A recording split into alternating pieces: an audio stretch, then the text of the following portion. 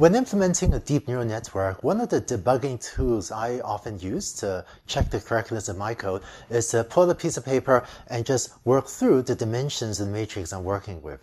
So let me show you how to do that, since I hope this will make it easier for you to implement your deep nets as well. So capital L is equal to 5. Right? Count down quickly, not counting the input layer. There are 5 layers here, so 4 hidden layers and 1 output layer. And so if you implement forward propagation, the first step will be Z1 equals W1 times the input features X plus B1. So let's ignore the bias terms B for now and focus on the parameters W. Now this first hidden layer has 3 hidden units. So this is layer 0, layer 1, layer 2, layer 3, layer 4, and layer 5. So using the notation we had from the previous video, we have that N1, which is the number of hidden units in layer 1, is equal to 3. And here we would have that N2 is equal to 5, N3 is equal to 4, N4 is equal to 2, and N5 is equal to 1. And so far we've only seen neural networks with a single output unit, but later, in later courses, we'll talk about neural networks with multiple output units as well. And finally, for the input layer, we also have N0 equals Nx is equal to 2. So now let's think about the dimensions of Z, W, and X. Z is the vector of activations for this first hidden layer. So Z is going to be 3 by 1. It's going to be a 3-dimensional vector. So I'm going to write it as a n1 by 1 dimensional vector, or n1 by 1 dimensional matrix. Right? It's 3 by 1 in this case. Now, how about the input features X? X, we have 2 input features. So X is, in this example, 2 by 1. But more generally, it will be n0 by 1. So what we need is for the matrix W1 to be something that when we multiply an n0 by 1 vector to it, we get an n1 by 1 vector, right? So you have sort of a 3-dimensional vector equals something times a 2-dimensional vector. And so by the rules of matrix multiplication, this has got to be a 3 by 2 matrix. Right? Because the 3 by 2 matrix times a 2 by 1 matrix, or times a 2 by 1 vector, that gives you a 3 by 1 vector. And more generally, this is going to be an n1 by n0 dimensional matrix. So what we figured out here is that the dimensions of W1 has to be n1 by n0. And more generally, the dimensions of WL must be NL by NL minus 1. So for example, the dimensions of W2, for this, it will have to be 5 by 3, or it will be N2 by N1, because we're going to compute Z2 as W2 times A1, and again, let's ignore the bias for now. But so this is going to be 3 by 1, and we need this to be 5 by 1, and so this had better be 5 by 3. And similarly, W3 is really the dimension of the next layer, comma, the dimension of the previous layer. So this is going to be 4 by 5, W4 is going to be 2 by 4, and W5 is going to be 1 by 2. Okay? So the general formula to check is that when you're implementing the matrix for a layer L, that the dimension of that matrix be NL by NL minus 1. Now, let's think about the dimension of this vector B. This is going to be a 3 by 1 vector, So you have to add that to another 3 by 1 vector in order to get a 3 by 1 vector as the output. Or in this example, you need to add this, which is going to be 5 by 1. So it's going to be another 5 by 1 vector in order for the sum of these two things that I have in the boxes to be itself a 5 by 1 vector.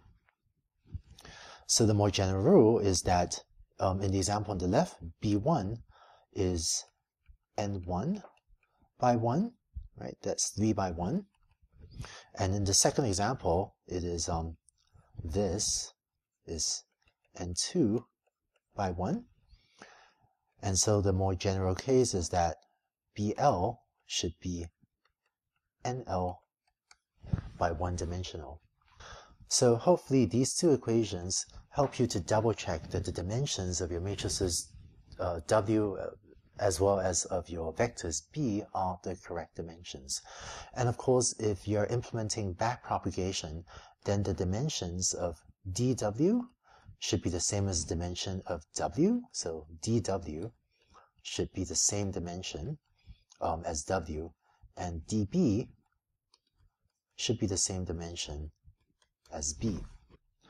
Now, the other key set of quantities whose dimensions to check are these Z, X, as well as A of L, which we didn't talk too much about here, but because Z of L is equal to G of A of L applied element-wise, then Z and A should have the same dimension in these types of networks.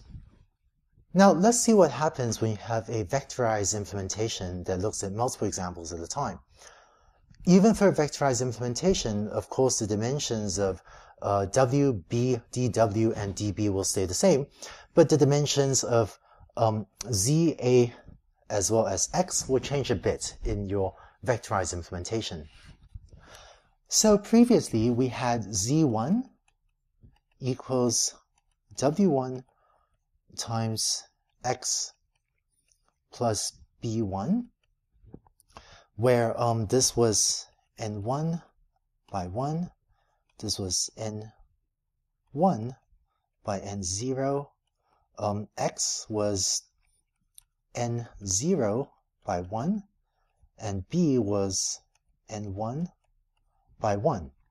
Now, in a vectorized implementation, you would have Z1 equals W1 times X plus B1, where now Z1 is obtained by taking the Z1s for the individual example, so that's Z11, Z12, up to Z1M, and stacking them as follows, and this gives you Z1.